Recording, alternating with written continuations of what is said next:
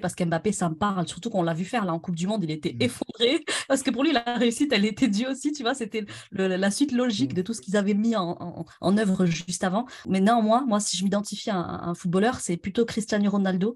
Pourquoi? Parce qu'on le critique énormément, tu vois, parce qu'il est très audacieux, très orgueilleux, on va dire ce qui est, là, il porte une grosse part d'orgueil, mais lui, quand même, ça reste un très gros travailleur. Et je me reconnais quand même assez dans ce mindset-là de c'est la gagne ou rien, en fait. C'est vrai que c'est quelque chose que je n'ai pas fabriqué, mais qui a juste toujours été là. Je suis Mohamed Bouclé, auteur, conférencier et formateur en technique d'apprentissage. Je suis vice-champion du monde de lecture rapide et triple champion de France de mind mapping. Dans le podcast Connaissances illimitées, on démocratise les techniques d'apprentissage. Le but de ce podcast est de parcourir la vie de plusieurs personnes inspirantes pour vous démontrer que la réussite est à portée de tous.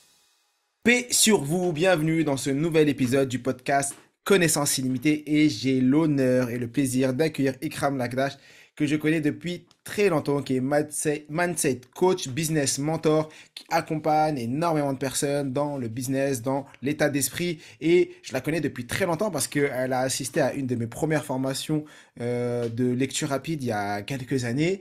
On s'est suivi de manière parallèle, elle a avancé et aujourd'hui j'ai l'honneur de l'avoir avec moi parce que elle est très connue dans l'accompagnement des femmes au niveau business et je suis heureux de la voir parce qu'elle va nous raconter son histoire, par où elle est passée et comment elle en est arrivée là. Salut Ikram, comment tu vas?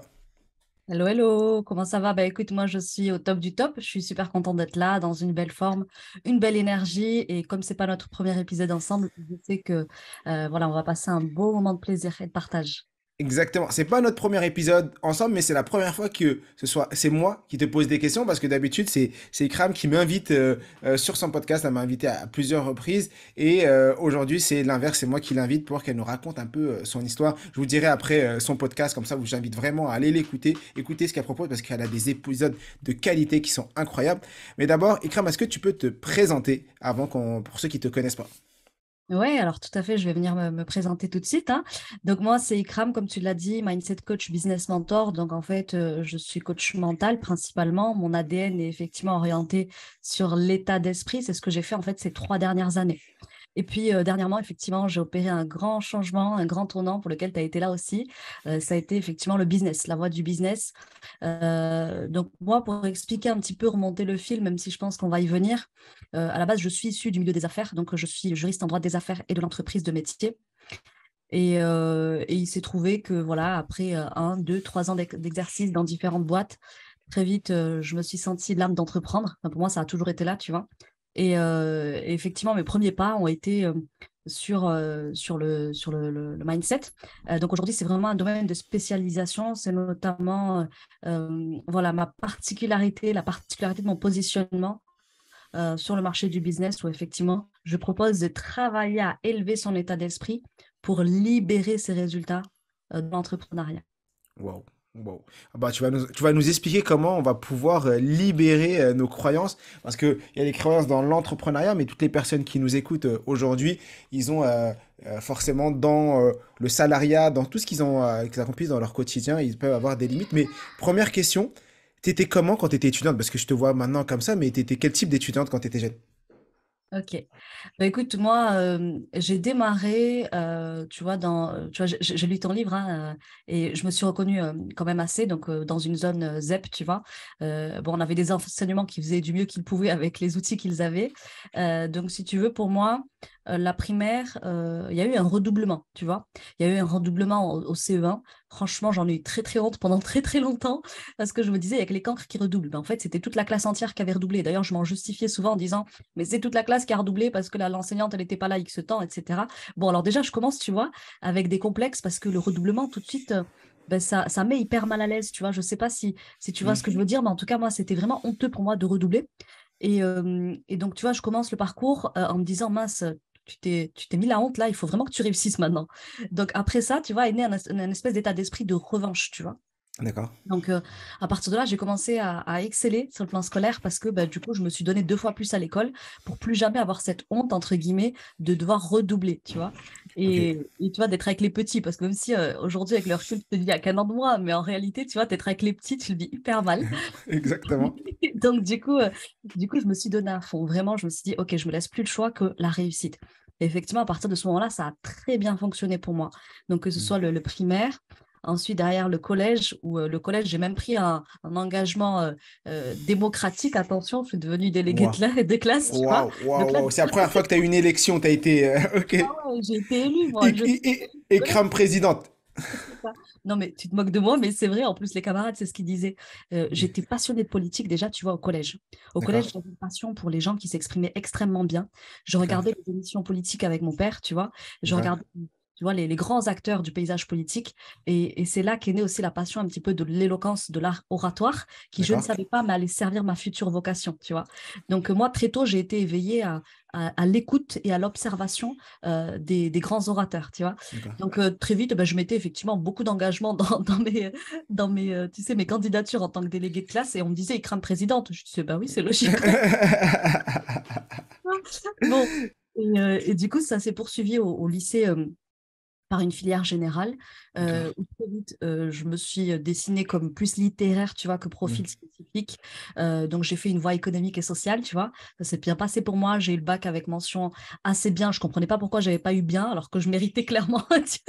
Bon, tu vois, il y avait cet état d'esprit Oui. de, tu vois, je veux Ouais. vraiment tout Réussir. arracher, tu vois. D'accord. Voilà, je veux réussir. La réussite, elle était limite due, tu vois. Et là, déjà, au niveau mindset, si on analyse, pour moi, la réussite, c'était un dû, c'est-à-dire que Mm.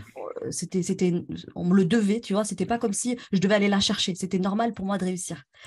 Ce que tu as Ouais. changé après. Ouais. Alors, du coup, ce qui s'est passé, c'est qu'après, je suis arrivée. Bon, alors, quand tu es plutôt bon à l'école, on va te proposer de faire des classes préparatoires. Sauf que D'accord. moi, j'avais un grand souci, c'est que j'aimais beaucoup réussir, exceller, être la première, mais par contre, me donner corps et âme dans les études, tu vois, j'étais un petit peu fainéante sur ça. D'accord. Du coup, T'étais, je veux avoir des bons résultats, mais sans faire d'efforts. c'est ça. Donc, C'était dans le Pareto. Déjà dans le Pareto, dans le 80-20, comment avoir 80% de résultats avec 20% d'efforts. Mais c'est 80% de résultats avec 20% d'efforts, mais en même temps, il faut être la numéro un. Donc à un moment, et il faut quand même faire un peu d'efforts. ouais, à l'époque, j'avais pas conscientisé Pareto, tu vois. Donc, du D'accord. coup, on me dit classe préparatoire, etc. Moi, je me dis, bon, la politique m'a quand même toujours appelé. Mm. Donc, je me dis, allez, je vais passer Sciences Po. Wow. Mais à côté, il y a aussi, tu vois, les études de droit qui me parlent parce que ben, j'ai Mm. grandi en milieu défavorisé, voilà, tout ce qui est faciès, etc., je connais Mm. bien. Donc, je me suis dit, la justice, ça m'a quand même aussi toujours appelé, tu vois, très, très D'accord. attachée aux valeurs de justice. Donc, finalement, les écoles préparatoires, je postule pas, ça, je me dis, non, Mm. je me vois pas arrêter de vivre, c'est pas possible pour moi. Mm. Parce que clairement, je pense que tu en sais quelque chose, les classes Bien sûr. préparatoires. Ça demande quand même de mettre Beaucoup beaucoup. d'investissement. Voilà, et ça, c'était pas possible. Donc, du coup, je me dis, bah, je vais tenter Sciences Po. Franchement, j'y suis allée au talent sans aucune préparation parce que le bac D'accord. m'avait déjà lessivé, tu vois. Et bon, je me suis pas trop mal classée hein, sur 10 000 ou 11 000 candidats. Je crois que je suis arrivée 3 millième, aux Mm. alentours des 3 millièmes. Sauf que c'était pas suffisant. Je crois qu'il fallait être dans les 2000 premiers, un truc Mm. comme ça. Donc, du coup, je me suis dit, bon, bah, c'est pas grave, j'y suis allée au talent cette année. Au pire, je vais faire une première année de fac. Et l'année prochaine, je le prépare. Il y aura Ouais. plus le bac, tu sais, le truc Mm. hyper relou du bac Oui. où je vais pouvoir m'y mettre à fond.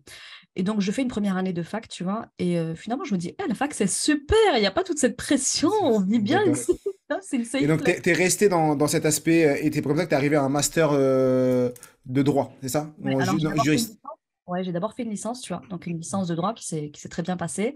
Et bon, il y a eu quand même des petits couacs, hein, parce que très vite, Mm. j'ai vu que j'y arrivais assez facilement, sans trop travailler, sans aller au cours, tu vois. Donc, je me suis dit, bon, ça va le D'accord. faire. Et en deuxième année, je me suis pris un petit carton avec un rattrapage. Donc, je me suis dit, ah, ok, ça se passe comme ça ici. Bon, je vais mettre au travail. Et D'accord. puis après, j'ai fait master 1 en droit des affaires et de l'entreprise du côté de l'Université de Montpellier. Et après, j'ai poursuivi effectivement avec une spécialisation en droit de la concurrence et droit de D'accord. la consommation. Donc, voilà, donc je me Ok. suis axée à faire. Ouais. Voilà, tu nous as fait le CV total. Bravo. Moi, l'école, tu t'en parles, je t'en parle, hein, je suis très Ah à bah l'aise oui, avec ça. t'as raison, t'as raison, Ikra, mais c'est bien de montrer tout le chemin que t'as accompli et pour les personnes qui écoutent, déjà, on voit que t'as redoublé et que c'est pas une fatalité. Il y a beaucoup de parents qui disent, ouais, mais mon enfant il a redoublé ou moi-même quand j'ai redoublé à l'école, je me disais, mais c'est honteux, les gens se moquent et c'est exactement ce que t'as dit, les étiquettes et après tu grandis avec ça et en vrai, non, c'est pas une fatalité. Une fois que tu rentres dans le monde du travail, il n'y a plus d'écart d'âge. Des fois, tu as 30 ans, tu es avec des personnes de 20 ans, 25 ans, et il y a pas de personnes qui sont en avance ou des personnes qui sont en retard. On aime bien se comparer aux autres. On va dire, lui, il est en avance par rapport à moi, ou je suis en avance par rapport à l'autre. Non, c'est faux. Parce que tout simplement, on ne sait pas quand on va mourir. Donc en vrai, Ouais. tu es en avance par rapport à quoi? Bah, si tu meurs demain, en vrai, tu es en avance par rapport à personne, ou si tu meurs. Et donc, faut être dans son chemin, dans son cheminement, d'avancer et accueillir tout simplement. Je voulais Ouais. revenir sur une notion que tu as abordée. Après, on reviendra un peu sur ta partie pro et que tu nous expliques comment tu es passé de juriste à entrepreneuse à succès. Mais tu disais tout à l'heure dans ton descriptif que pour toi, la réussite t'était due. Mm. Et est-ce que aujourd'hui, cette notion a changé? Et qu'est-ce que tu as fait pour que ça, oui ou non? Et si c'est oui, qu'est-ce que tu as fait pour que ça change et qu'est-ce que ça a impacté dans ton quotidien? Ok, alors juste avant de répondre à cette question, il y avait un autre point de la honte qu'il fallait que je soulève et qui m'a créé aussi Mm. beaucoup de mal-être, tu vois, dans mon parcours. Ça a été, j'ai fait ma licence de droit à Nîmes, tu vois, et j'y arrivais plutôt bien sans forcément trop m'investir, même si à un moment donné, ça m'a coûté un petit rattrapage. Ensuite, j'ai fait mon master 1 à Montpellier. Montpellier, c'était quand même voilà, beaucoup plus en termes de droit des affaires, ils sont vraiment très, très bons. Le niveau était beaucoup plus haut. Et bon, je me suis pas énormément investie. Là, pareil, je me prends un petit carton. Et résultat, à la fin du master 1, à l'époque, il y avait une sélection pour entrer en master 2. Et là, Ouais. du coup, ben, comme je me suis pris un carton, forcément, j'ai pas été retenue en master 2. Enfin, en tout cas, j'étais sur des listes d'attente. D'accord? Arrivé le mois de septembre, tout le monde va dans son master 2 et moi, j'ai pas de master 2 parce que du coup, mon dossier, ben, j'ai Wow. quand même 2 cartons rouges à l'intérieur, tu vois. Et là, je m'en prends à moi-même parce que je me dis, Kram, tu avais largement le niveau. C'est toi et ta fainéantise, tu vois. Donc, je m'accable beaucoup de cette fainéantise. Et je me dis, bon, ben, qu'est-ce qu'il me reste à faire? Ben, je vais aller travailler. Tu vois, donc en Master 1, j'ai failli aller travailler parce que je me suis dit, bon, ben, OK, Mm. y a rien qui se pour moi, je retenterai une candidature l'année prochaine. Puis voilà, vraiment, j'ai été encore une fois mise dans ce mood de honte, tu vois, plus la culpabilité, tu vois. Et tu sais, je me suis blâmée, clairement, je me suis blâmée. Et puis quand D'accord. j'ai accepté cette idée que c'était fini pour moi ou qu'en tout cas j'y retournerai l'année suivante, ben, bizarrement, ils débloquent une place en liste d'attente et on me dit, ben, venez. Et là, D'accord. je me dis, waouh, ce niveau de lâcher prise Ouais. j'avais accepté, tu vois, la situation. Ce qui me faisait le plus peur, c'était de dire à mes parents, j'ai pas de master 2 parce que je me suis dit, la déception dans leurs yeux va me faire extrêmement mal. D'accord. Et au final, aujourd'hui, quand je vois ce que j'ai accompli aujourd'hui, je me dis, mais c'est incroyable comment on peut faire un monde, tu vois, de ce qu'on peut vivre dans la scolarité et même dans le parcours supérieur. D'accord. Alors qu'en réalité, voilà, je pense que j'avais besoin de passer par ça et que ça m'a construit. Ça m'a construit notamment en termes d'humilité, tu vois, là, ça vient répondre à ta question. Mm. Parce qu'effectivement, pour moi, tout était un dû.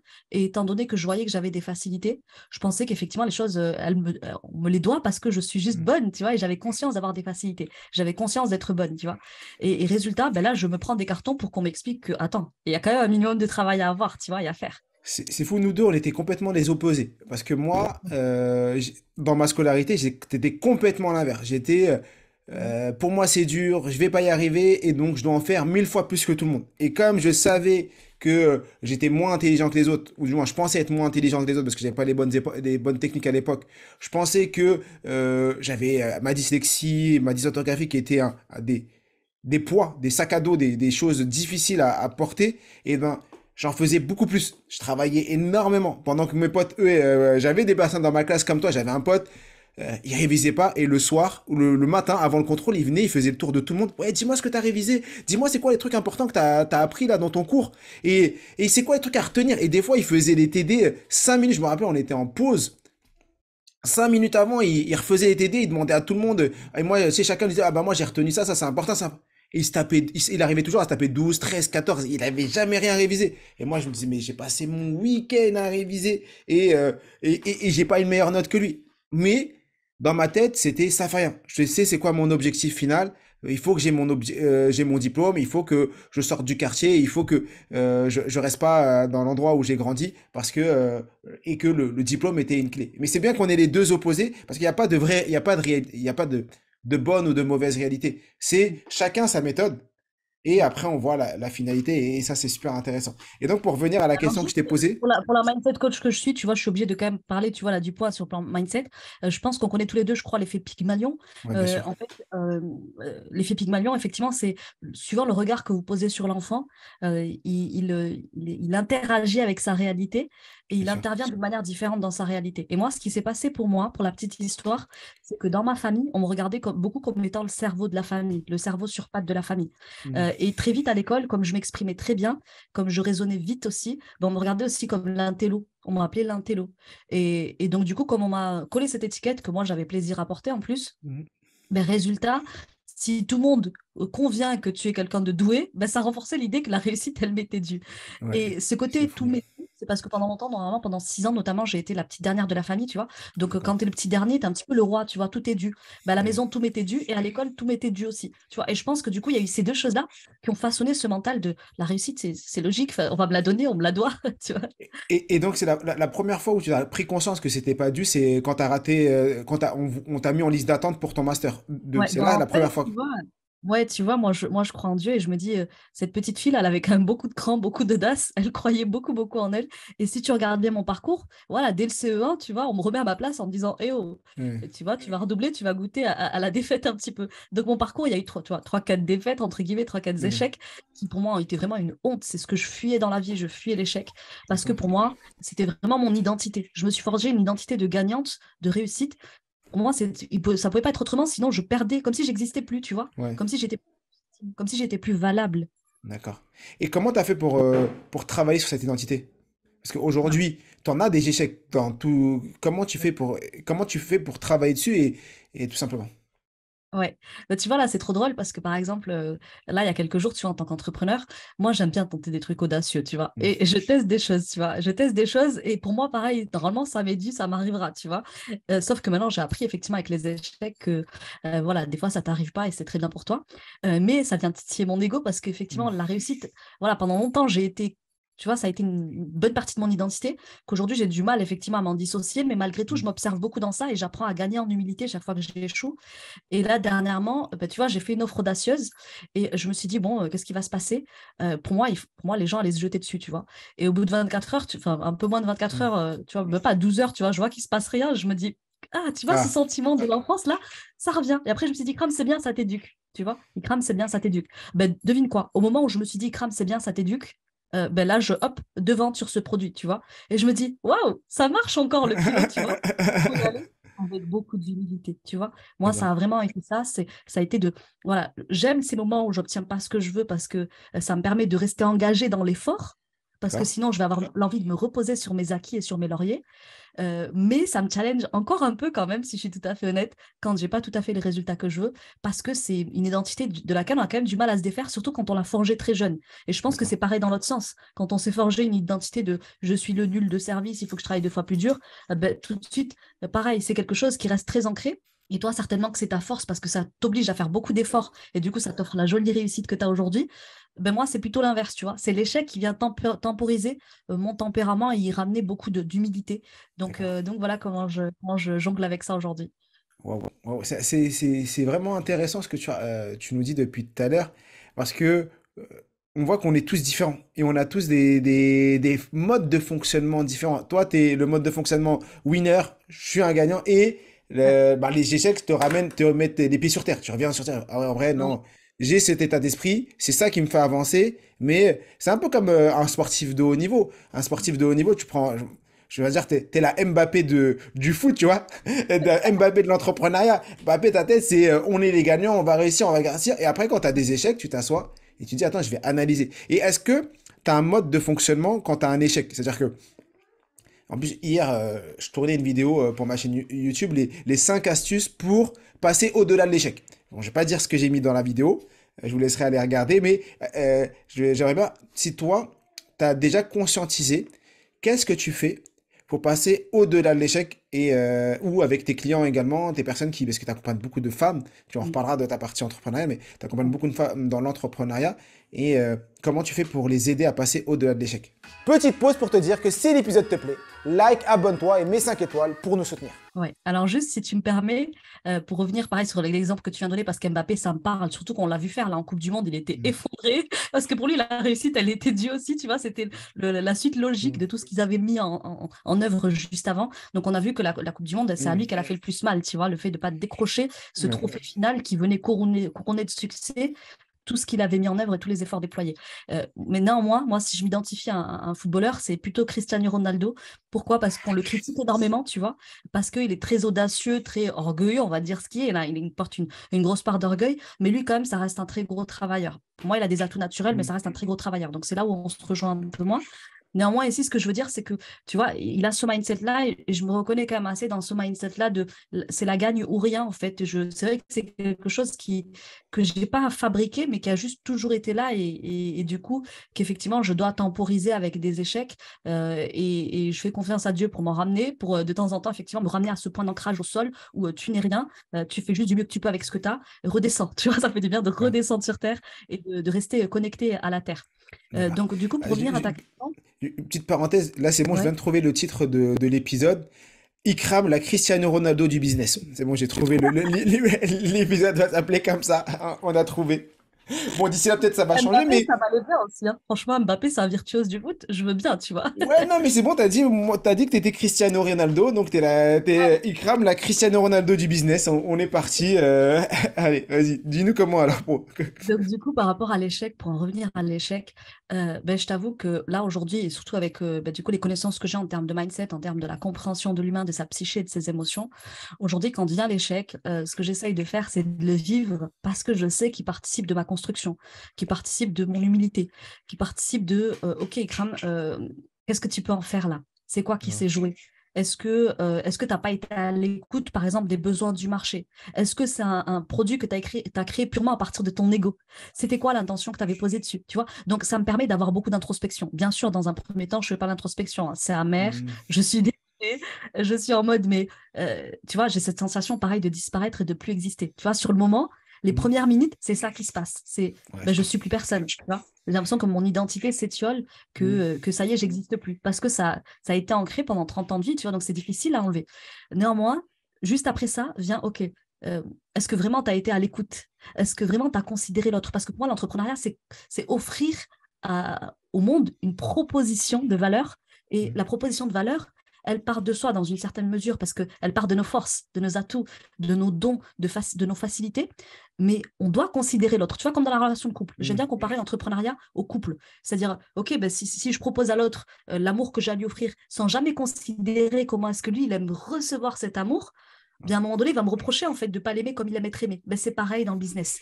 Il faut que je sois à l'écoute de ce que moi j'ai à offrir, de mes atouts et facilités naturelles, tout en étant très attentive à ce que mon audience me réclame, à ce que mon prospect a besoin, et toujours, tu vas être dans tu vas sortir de notre narcissisme un petit peu intérieur, tu vois, où on veut faire ça parce que ça fait bien, parce que ça nous challenge.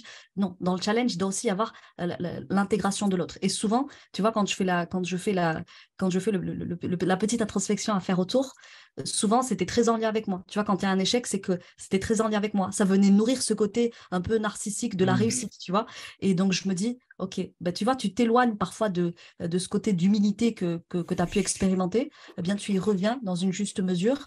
Et personnellement, aujourd'hui, les échecs, ils m'enseignent beaucoup.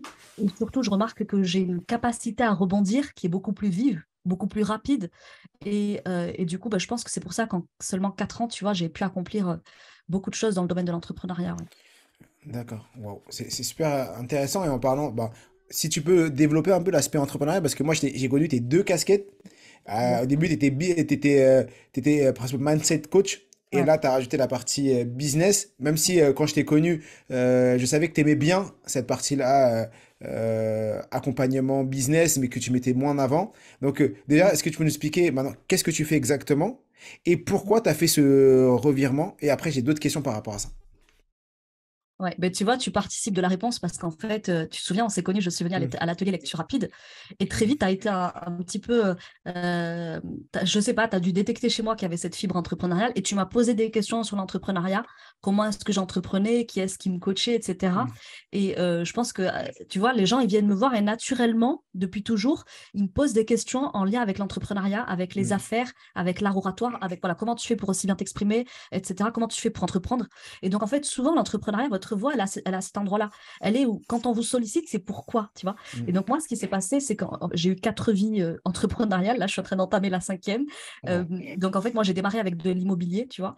Euh, et en fait, l'immobilier m'a permis notamment de permettre de remplacer mes revenus de salarié, tu vois. Donc, ça m'a permis derrière d'aller pouvoir faire ce que j'ai envie de faire. Donc, j'ai commencé par de l'immobilier. Ensuite, je suis devenue formatrice et coach en immobilier. Ça m'a permis de développer ben, du coup, l'approche de l'humain par la voie du coaching, par la voie de la Mm. formation, par la voie du business coaching notamment.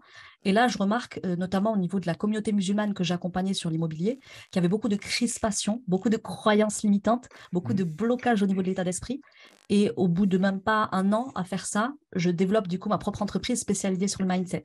Et là, effectivement, j'ai très vite ces clients-là qui me suivent, notamment parce qu'ils ont aimé cet aspect que j'avais de travailler toujours sous l'angle de la psychospiritualité, donc beaucoup à partir du mindset, des émotions, des sentiments, etc., pour les aider à se replacer et à se ressentir en tant qu'entrepreneur et à s'ancrer dans cette identité entrepreneuriale. Et donc, après, j'ai entrepris aussi du e-commerce aussi, tu vois. Et là, aujourd'hui, j'en arrive à business depuis maintenant un peu plus de 6 mois. Tu vois, l'entreprise, c'est vraiment, elle débute, tu vois, dans le business. Mais ce qui m'a fait effectivement prendre ce virage, c'est le fait de constater qu'autour de moi, on me demandait tout le temps des conseils business et qu'au départ, j'ai une ADN business aussi. Tu vois, j'ai toujours été très stimulée par le monde des affaires et par la réussite entrepreneuriale. D'accord. Et aujourd'hui, comment tu passes d'une casquette à l'autre? C'est-à-dire l'immobilier au mindset, du mindset. En fait, je vois qu'il y a un fil conducteur parce que tu me dis toujours, c'est des gens qui me posent des questions. Et donc, je comprends comme ils me posent des questions. Donc, je comprends qu'il y a un besoin. Et donc, je réponds à ce besoin. En fait, tu viens juste répondre à ce besoin. Mais il y a aussi un aspect formation parce que on peut me poser des questions business. Je peux répondre à mon niveau. Mais après, jusqu'à aller me dire, bah, maintenant, je vais monétiser ce savoir. Faut que j'ai assez de savoir. Comment toi, tu t'y prends pour passer ce niveau-là et dire, bah là, maintenant, oui, j'accepte, je vais aller monétiser mon savoir. Et est-ce que tu reprends des formations? Comment tu t'y prends? Ok. Alors juste déjà par rapport au business, pour moi, ça a toujours été évident que je ferais quelque chose en lien avec le business. D'ailleurs, j'ai choisi des études de droit orientées droit des affaires et de l'entreprise, tu vois. Ouais, Donc le monde des affaires, c'est quelque chose qui me parlait et j'ai commencé ma vie de salarié pendant 3 ans dans le business, tu vois, dans le côté des affaires, tu vois. Donc ouais, je faisais du juridique dans les affaires. d'accord. Ensuite, bah, du coup, je crée ma propre boîte pour pouvoir me dégager des revenus qui permettent de remplacer le salariat et de débuter plus facilement dans l'entrepreneuriat. Et donc, dans l'entrepreneuriat, ce qui se passe, c'est que très vite, je me rends compte que, ouais, effectivement, ça vient confirmer que je suis stimulée par le business et que je suis stimulée à être instigatrice de business, tu vois. Et donc, je le fais assez naturellement, ça fonctionne très bien pour moi. Et je vois que non seulement je le fais et j'aime ça, mais qu'en plus, les gens, à mon contact, tu vois, ils sortent ce qu'ils ont de meilleur à offrir dans l'entrepreneuriat. Je vois qu'ils passent à l'action. Je vois que ça fait taire leur bruit mental, le fait d'entendre mes conseils. Et effectivement, j'étais beaucoup face à des profils un petit peu comme toi, plus jeunes, qui, ouais, je suis nulle, je suis trop timide, je suis introvertie, à se raconter tout un tas d'histoires mentales. Et si tu mets ce mindset-là face à quelqu'un Mhm, qui, lui, est persuadé que la réussite est un dû, ben mhm, forcément, ça donne des étincelles merveilleuses. Donc, je dirais qu'il y avait déjà une brèche en moi qui faisait que j'étais très à l'aise parce que j'ai côtoyé le monde du business pendant 3 ans en tant que salarié, parce que j'ai ouvert ma propre boîte et bingo, ça a tout de suite marché. Et ensuite, bah, du coup, je faisais ça avec beaucoup d'aisance et de naturel, et surtout avec ce mindset de la réussite, de la gagne. Comme tu dis, pour moi, c'est un vrai sport mental, tu vois. L'entrepreneuriat, c'est avant tout un sport mental. Et si j'arrive à être dans cette dynamique voilà, de ça m'est dû, tout en gardant mhm, aussi, bien sûr, toujours beaucoup d'humilité, eh bien, tu arrives à faire de belles choses qui peuvent d'accord. inspirer d'autres, qui leur donnent beaucoup de force et de courage intérieur.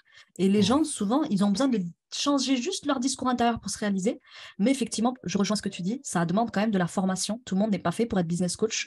mhm, Tout le monde n'a pas les moyens de ses ambitions, ou en tout cas les moyens de ses aspirations. Voilà. mhm, Et donc, moi, du coup, c'est que je me suis beaucoup formée. Ce qui s'est passé, là, tu vois, pour Beautiful Business, qui accompagne effectivement des entrepreneuses dans leur mhm, réalisation professionnelle, c'est que donc j'ai tous ces conseils que je fournis aujourd'hui et sur lesquels je coach et mhm, accompagne, je les ai appliqués sur moi dans mes business pendant 3 ans et ça a d'accord. marché pour moi. Et en Oh, fait, toutes mes copines instapreneuses notamment et les mhm, instapreneurs tout court, parce que je suis connue principalement sur Instagram et via le podcast, bien souvent on me disait mais comment tu fais pour réussir ceci? Comment tu fais pour vivre de ton activité? Nous, c'est un petit peu plus difficile. Et donc je donnais toujours des conseils et je me suis dit ok, ces conseils-là, je les donne toujours de façon individuelle. mhm, Ils marchent bien pour moi. Moi, j'ai pris beaucoup de mastermind, beaucoup de mhm, coaching. Voilà, je me suis beaucoup fait coacher parce que vous regardez un Cristiano Ronaldo, il a toujours été coaché. Voilà, on peut avoir le mindset de la gagne, mais pour autant être conscient que pour être à notre meilleur niveau, il faut qu'on ait toujours quelqu'un derrière nous qui nous amène à se mhm, dépasser, se surpasser. Donc moi, j'ai toujours été coaché depuis mon début dans l'entrepreneuriat, depuis d'accord. ma première boîte jusqu'à présent. Pour toi, être accompagné, c'est quelque chose de fondamental. Ouais. Ouais, parce que il y a beaucoup de bruit dans la tête d'un entrepreneur. Mhm. Il se passe beaucoup de choses à l'intérieur. C'est une expérience intérieure qui est très riche, à la fois dans le sens positif et négatif du terme, parce que toute la journée, c'est beaucoup d'émotions, c'est beaucoup de décisions à prendre. Mhm. Ça challenge beaucoup l'ego, ça travaille beaucoup au niveau de l'identité. C'est voilà, une exposition publique pour le coup. C'est aussi beaucoup d'investissements humains, matériels, financiers, Mhm. tu vois. Donc, ça engage quand même beaucoup, ce qui fait qu'on peut très vite devenir émotionnel, prendre du coup beaucoup de décisions émotionnelles. On peut très vite aussi perdre pied parce que la réussite, elle peut arriver très vite et du coup Mhm. nous faire perdre le centre de nous-mêmes, c'est-à-dire au départ ce feu intérieur qui était là. Tu vois, on peut très vite s'éloigner de Mhm. pourquoi est-ce qu'on fait ça. Donc, je trouve qu'un coach, ça permet de toujours te ramener à pourquoi tu le fais, à ta vision, à ton Ah ouais. intention. Moi, personnellement, je considère que en termes de positionnement stratégique, il faut tout le temps y revenir. C'est quelque chose que je refais tous les 3 mois. Tous les 3 mois, je reviens à ma mission, ma vision, mes valeurs. Mhm. Je reviens tout le temps à, OK, c'est qui la cible idéale pour moi? Tu vois, parce que plus je m'éloigne de moi, plus mes résultats sont affectés. D'accord. C'est un travail que j'aime faire avec un business coach, tu vois, qui me maintient toujours engagé dans les résultats, mais surtout dans les causes, tu vois. D'accord. Est-ce que tu as une anecdote d'une personne que tu as accompagnée que tu voyais bloquée vraiment et tes conseils sur la partie mindset a fait exploser, pas forcément son chiffre d'affaires, mais l'a fait exploser voilà. Est-ce que tu as des anecdotes comme ça? J'aimerais bien parce que souvent les gens ont besoin de ces histoires pour voir est-ce que ça marche que avec Ikram parce que Ikram c'est Cristiano Ronaldo du business, mais est-ce que ça marche aussi pour les autres personnes? Ça va te Alors, suivre, hein. Cette image va te suivre. Tout le monde va te... j'aimerais que toutes les personnes qui écoutent ce podcast vont aillent sur Instagram. Son Insta, c'est Beautiful Mindset maintenant, ça? business, beautiful business Ouais, désormais. bah oui, oui, excuse-moi. Beautiful Business, en plus, j'ai regardé tout à l'heure, effectivement. Beautiful Business. Et vous lui mettez tous un DM, tuez Cristiano Ronaldo, ou mettez ça en commentaire du podcast aussi. Cristiano, au podcast sous la vidéo, voilà. On veut des Cristiano Ronaldo. Taguer Cristiano sous la publication Beautiful. Voilà, exactement. Tout le monde publie, tout le monde, voilà, tout le monde tag Cristiano, tout simplement. Allez, dis-nous tout. Les amis. Bon, alors du coup, tu vois, j'en ai perdu le fil de ta question. Qu'est-ce que tu me disais? La question c'était, est-ce que tu as une anecdote de quelqu'un Ah oui, qui a ça me revient. explosé, qui a changé son état d'esprit et Ouais. tout, Ouais. grâce à l'aspect mindset, à l'aspect croyance limitante? Parce que moi, dans le livre, même dans mon livre Connaissance illimitée, ou même dans toutes mes formations, avant même d'apprendre les techniques d'apprentissage, avant même d'apprendre comment lire rapidement, je commence par l'état d'esprit. Parce que pour moi, c'est le Mm. plus important. Si t'as pas l'état d'esprit, si tu penses que les techniques d'apprentissage vont pas fonctionner, si tu penses que tu vas pas réussir, si tu penses que tu es bête, ben forcément, tu vas pas réussir à ancrer ces techniques et à faire en sorte que ça passe. Parce qu'il y en a plein qui forment à la lecture rapide, aux techniques de mémorisation, mais ils n'ont pas forcément les mêmes résultats parce que ils n'ont pas cet aspect euh, état d'esprit. Et donc, j'aimerais de ton côté que tu me parles un peu de ça. Ok. Alors, du coup, tu vois, au début de ta question, c'est très drôle parce que quand tu travailles sur le cerveau depuis bientôt 4 ans, et je pense que tu as ces réflexes-là, tout de suite, je l'analyse quand il est en résistance. Quand tu me poses la question, tout de suite, il oppose une résistance et il me dit, mais attends, tu en as accompagné des centaines. À ce jour, j'ai dû accompagner plus de 400, peut-être 500 personnes parce que du coup, j'en ai accompagné aussi pour une autre entreprise sur laquelle on m'avait délégué ce service et j'ai accompagné aussi pour ma propre boîte plus de 350 personnes, tu vois. Donc, des Wow. entrepreneurs, j'en ai vu plein, tu vois, j'ai vu plein de monde. Et dans le bien-être comme dans le business Mm. d'ailleurs. Donc, sur le coup, mon cerveau, il dit, attends, comment je trouve ça? Moi, il y a plein de monde, tu vois.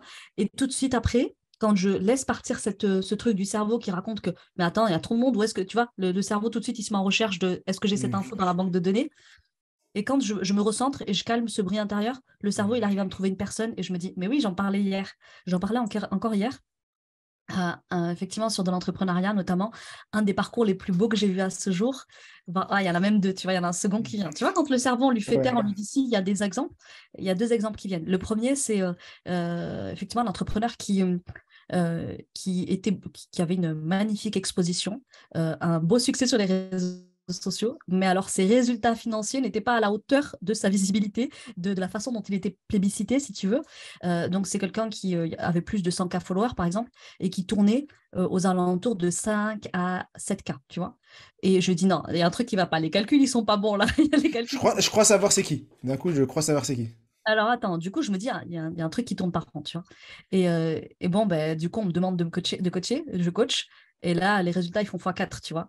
Wow. Donc, je me dis, ok, moi j'ai pris un plaisir dingue, tu vois, à faire ça et je pense qu'on n'a pas fini encore avec cette personne. Je pense que je peux encore l'amener peut-être à tripler, quadrupler encore ce résultat-là parce que pour moi il y a un grand potentiel, mais effectivement il y a beaucoup de choses à travailler et juste en travaillant sur l'état d'esprit et avec les bons outils et parce que moi je fais ça depuis 4 ans sur mes différentes entreprises, bah, c'est facile pour moi, tu vois. Et moi je vois quand il y a un potentiel qui est bridé, tu vois. Mm. Et je prends pas les gens pour lesquels je crois pas qu'il y a un potentiel bridé. Par exemple, si je crois qu'ils sont pas au bon endroit, je vais leur dire. Si je crois que par exemple, peut-être que l'entrepreneuriat, c'est pas fait pour eux. Je peux le dire aussi, tu Mm. vois. Il y a un autre exemple qui me vient en tête. C'est une femme, tu vois, qui d'ailleurs viendrait bientôt témoigner normalement sur le compte Instagram. Ça devait bientôt être Mm. publié. Une personne assez impressionnante qui a démarré en se disant, moi, je veux juste être entrepreneur, notamment, tu sais, pour la thématique de la femme Mm. voilée qui veut pouvoir porter son voile, donc se retirer du salariat. C'était la même thématique que j'avais, tu vois. Mm. Donc, elle se disait, oui, moi, un petit salaire de 2000 euros, histoire de remplacer mon salaire. Mm. Cette femme-là, elle m'a même avoué hier, tu me faisais un petit peu peur parce que tu as du coup des ambitions démesurées à la Mm. Cristiano Ronaldo. Hein. Attends, on est des Cristiano Ronaldo ou on ne l'est pas. Et donc, je me disais, mais elle est bien cette business coach, mais elle a beaucoup d'ambition et moi, je ne me reconnais pas tellement dans elle. Mm. Bon, elle a quand même acheté mon coaching. Et devine quoi, c'est mon élève qui a décroché le plus gros contrat pendant son accompagnement avec nous. Elle Wow. a décroché un contrat annuel de 100 000 euros, donc sur un seul client. Un client qui lui verse 100 000 euros annuels. Donc ça fait Wow. 7 à 10 cas par mois en continu qui vont tomber pendant un an, plus Wow. d'autres clients qu'elle avait signés avant déjà en prenant Wow. notre coaching. Et bientôt, elle va venir raconter justement comment elle a dépassé le maître, tu vois. Parce que machin-là, je me suis dit, bon, c'est magnifique, tu vois. Ouais, super. En tout cas, ouais, j'ai vu des très, très beaux parcours. Et elle vous le dira hein, dans le témoignage qu'on postera. Ça a été beaucoup du mindset. Ça a été Mm. beaucoup de replacer les choses en elle parce qu'elle vivait des choses challengeantes sur sa vie personnelle. Elle avait beaucoup de croyances, notamment Mm. par rapport à son éloquence, sa diction. Et tu sais, en tant qu'entrepreneur, c'est beaucoup de communication. Je pense que tu ne diras pas le contraire. Ça se passe beaucoup Bien sûr. sur comment tu représentes ton entreprise, surtout quand tu es en ligne. Tu vois, quand tu es Mm. digitalisé à 100%. Il faut que tu puisses être une image qui transmet Mm. confiance, certitude, engagement. Tu vois, il y a tout ça. Wow. Et si tu te sens handicapé dans tes capacités à transmettre cette communication autour de ta boîte, tu te brides tout seul. Et Mm. elle, dès lors qu'on a fait le travail de mindset, après, bien sûr, il y a la partie stratégique. Ben, aujourd'hui, quelqu'un qui voulait juste 2000 euros par mois, aujourd'hui, elle est dépassée par le succès. Et Wow. en plus, il se passe encore d'autres choses merveilleuses qu'elle viendra vous raconter, je pense, Inch'Allah. Super, bravo, bravo, bravo. On arrive sur la fin de l'épisode, tu nous as appris plein de choses et j'en suis vraiment, vraiment content et je suis sûr que les gens qui écoutent cet épisode vont adorer. Mettez-nous, bien sûr, je compte sur vous pour mettre 5 étoiles, mais j'ai encore quelques questions à te poser, au moins deux. La première, celle que je pose à toutes les personnes qui viennent dans ce podcast, c'est si c'était ton dernier jour et que tu voulais léguer un message à ton entourage, quel serait ce message? Alors, tu ne lègues pas de l'argent, tu lègues un message, une phrase, une parole, ce serait quoi? C'est toute l'œuvre de ma vie entrepreneuriale, surtout sur cette dernière entreprise-là, tu vois, sur Beautiful Business. C'est de dire, vous avez le devoir spirituel, moral, éthique, de trouver votre vocation, non pas pour vous-même, mais parce que vous avez un rôle à prendre ici-bas. Tu vois, moi, en tant que croyante, je considère que on est tous venus ici pour quelque chose de puissant, qui a vocation à être dans le service de l'autre, tout en y trouvant son propre intérêt. Et je dis souvent que ce qui te permet de vivre matériellement, ce qui t'enrichit matériellement, t'entretient spirituellement. Et pour moi, notre première vocation est une vocation d'être spirituel. Et la meilleure manière de s'accomplir, c'est non pas d'afficher les meilleurs chiffres, mais c'est Mhm. de se trouver dans sa vocation à être ici-bas en tant que moyen de réalisation spirituelle, moyen de réalisation personnelle. Et du coup, c'est du gagnant-gagnant, c'est du win-win. Et moi, je suis assez pour aider les gens à être dans du win-win. Faites ce que vous avez envie de faire, que ce soit dans l'entrepreneuriat, dans le salariat, mais faites-le d'une manière qui vous honore, vous élève, vous entretient et vous permet de vivre d'une façon qui vous rend fier et surtout qui vous permettra de partir avec beaucoup de paix. Wow, wow. Super message.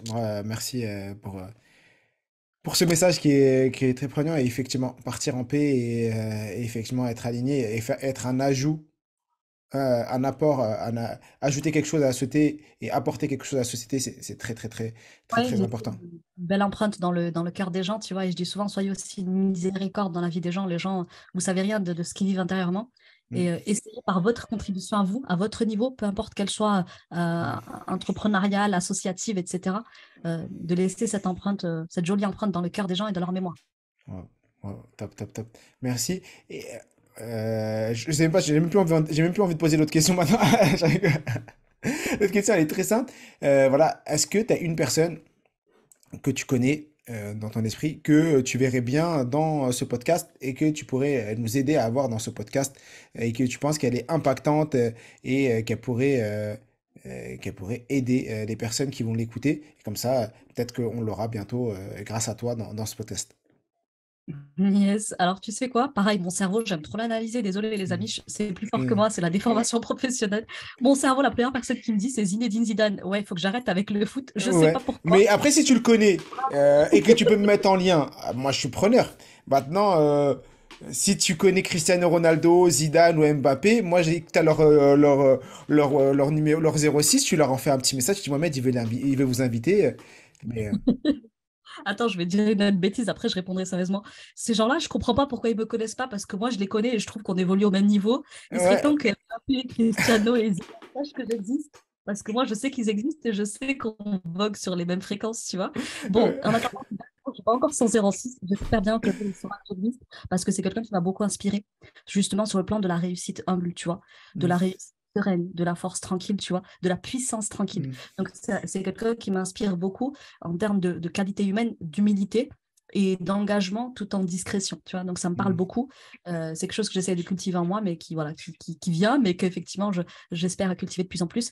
Sinon, plus sérieusement, je pensais à Sofiane et Cyril d'Élève ta voix, avec qui Ouais. j'ai dernièrement voilà, suivi un beau parcours de formation. Tu vois, moi, typiquement, comme je m'exprime plutôt bien, parce que ben, forcément, j'ai beaucoup lu, j'ai beaucoup regardé, tu vois, Mm, euh, des, euh, des politiques s'exprimer pour moi qui sont les meilleurs dans l'art de la rhétorique et dans l'art oratoire.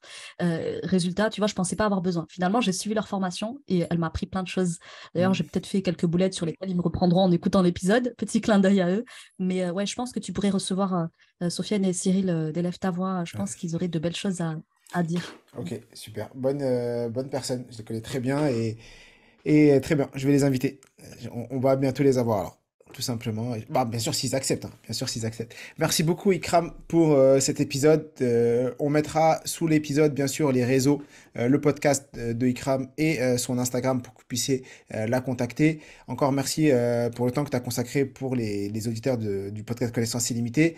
Si ça vous a plu, et j'en suis sûr, laissez 5 étoiles, partagez le podcast autour de vous, à vos amis, à vos proches. Dites-leur, voilà, il y a le podcast, écoutez-le. Il y a plein de choses à apprendre. On compte sur vous, donnez-nous de la force pour que on continue à apporter énormément de valeur. Et comme je le dis toujours, tu es, nous sommes tous des illimités. À très vite, tout le monde. À très vite, merci.